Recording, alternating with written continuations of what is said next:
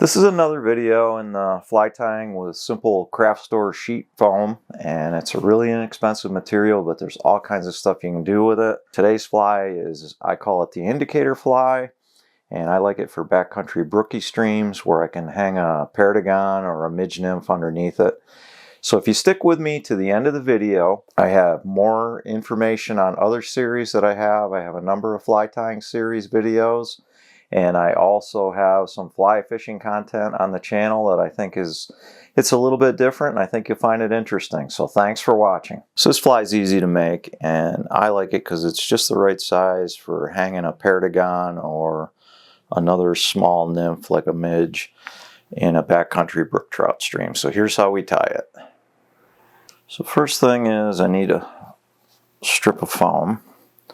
So I'm going to go just a little over 1/4 of an inch. I'm going to use my desk scissors.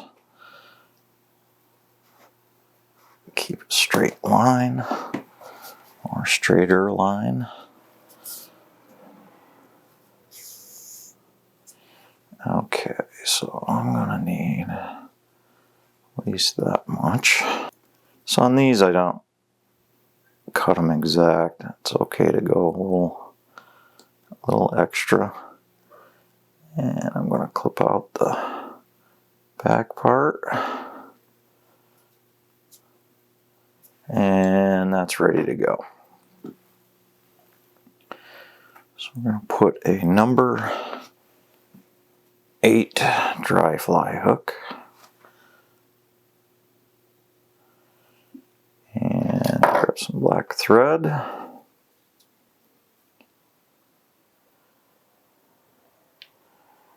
Make a good thread base.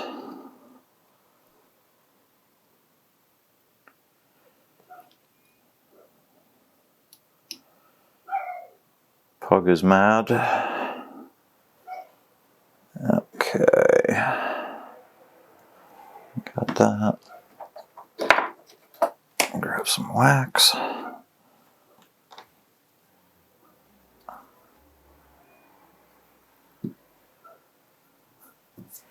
Got my steelhead dubbing, and I go with the flame color.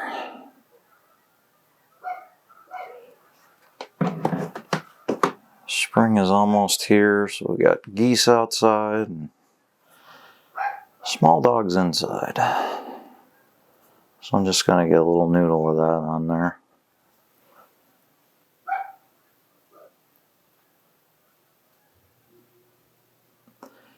And I'm going to have that go down into the bend and come up a little bit. Just get a little hot spot. You usually get a couple straight fibers. I'll get rid of those. And now we're going to get some more wax.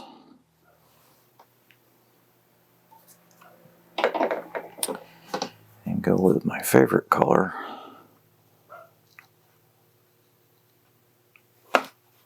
Steelhead Trilobal Black. Just get a bunch of that on there. Doesn't have to be super thick.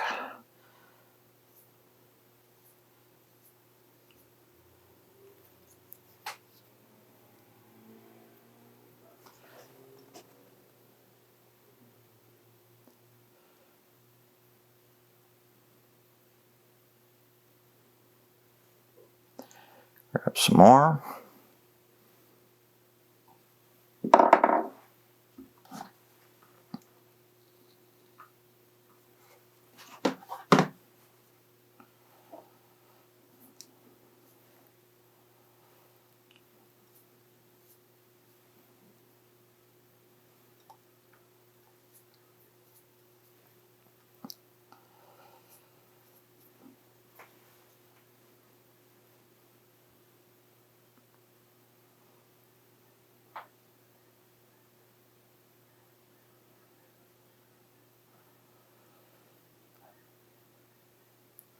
And I'm just going to whip finish that right there.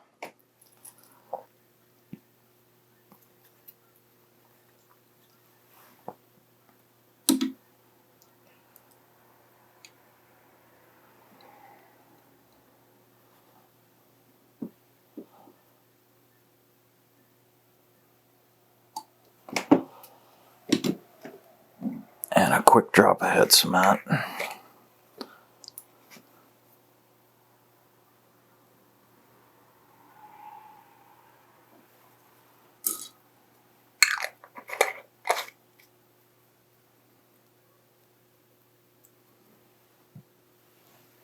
Okay, next part,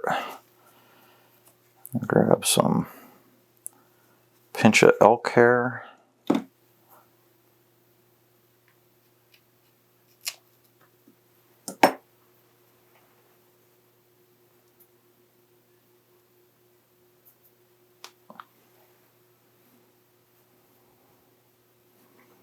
That evened up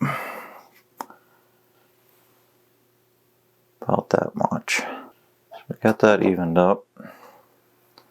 So for the next piece, I'm going to use a monofilament tying thread.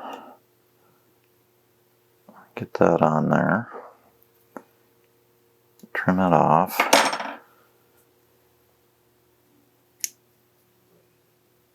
And I'm going to use that to get my elk hair down.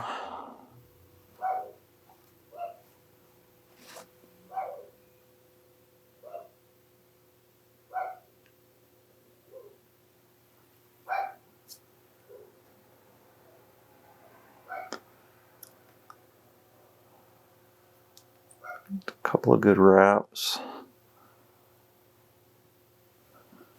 And we'll just trim that.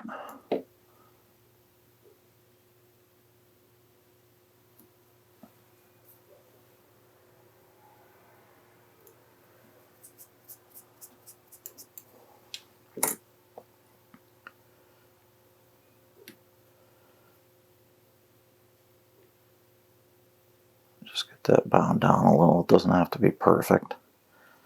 It's going to be covered. So we got our foam piece. I'm just going to kind of measure it out and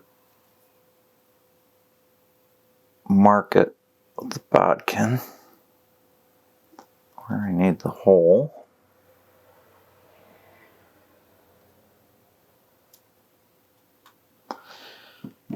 So I take my scissors, a little bit on either side of the hole, poke them through and snip. And I'm just going to bring that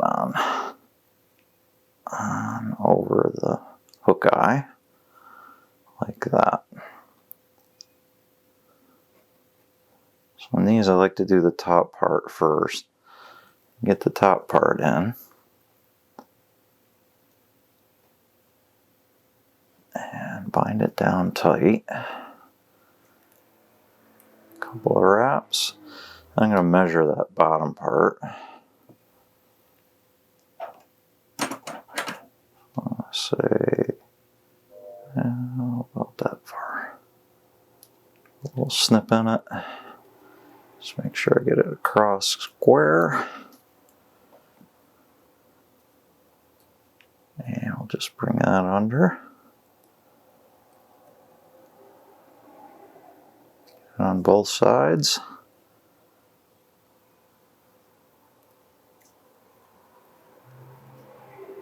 A couple good wraps to bind that down.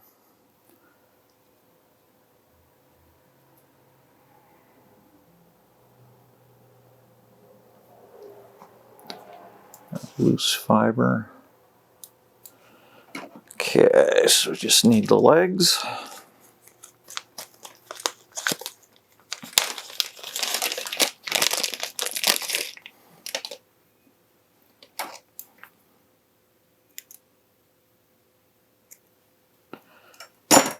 So they're just going to go in this notch here. So I'll just come in on this side.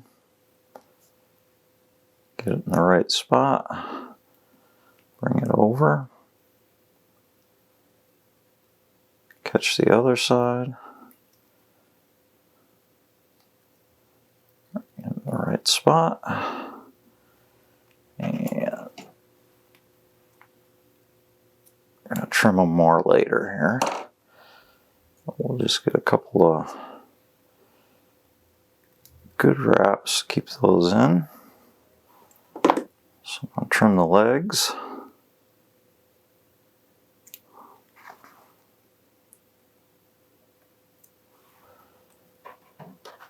Okay, so the last piece we got to put on is a little hot spot. So I'm just going to take some that tri-level dubbing, twist it up to make a kind of a cord, and fold it over.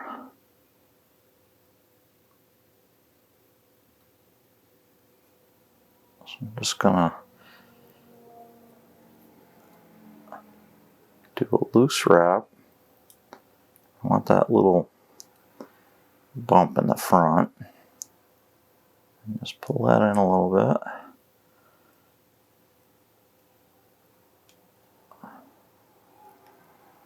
bit. And we can trim that off.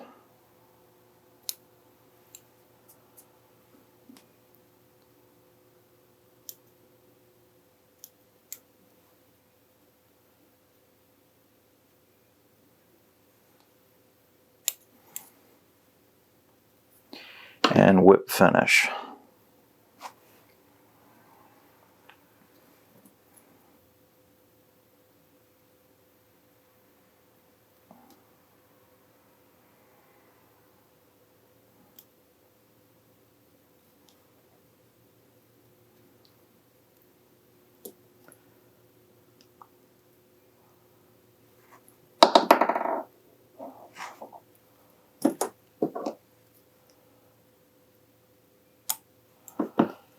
And the last step, just going to go around that mono,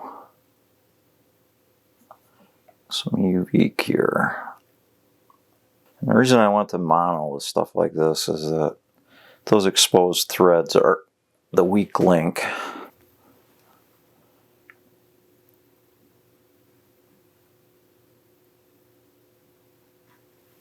So with the mono, you're all set. It holds up better. That's it.